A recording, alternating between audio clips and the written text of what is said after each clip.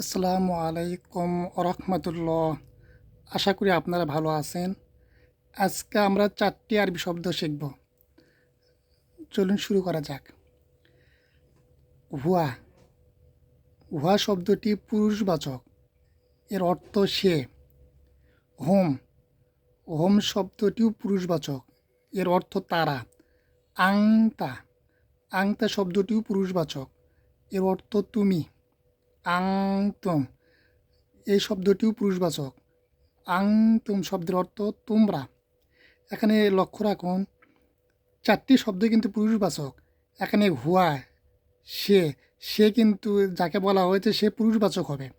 Home, তারা, তারা এখানে যে কয়জন থাক, 2 3 4 জন থাক, তারা সবাই কিন্তু পুরুষবাচক হবে, কেউ মহিলা হবে না। আংতা, আংতা শব্দটি পুরুষবাচক। এখানে আংতা তুমি, তুমি যাকে বলা হয়েছে সেও পুরুষবাচক। আংতুম, আংতুম শব্দটির অর্থ তোমরা। এখানে তোমরা যে কয়জন হোক, 2 3 4 জন, তারা কিন্তু সবাই পুরুষবাচক হবে। অর্থাৎ আরবির ক্ষেত্রে পুরুষ এবং স্ত্রীবাচক শব্দ আলাদা আলাদা। আরেকবার আমরা পড়ি। হুয়া শব্দটির অর্থ সে। হোম শব্দটির অর্থ তারা। আংতা শব্দটির অর্থ তুমি। আংতুম শব্দটির অর্থ তোমরা। ধন্যবাদ সবাইকে। আসসালামু আলাইকুম রহমতুল্লাহ।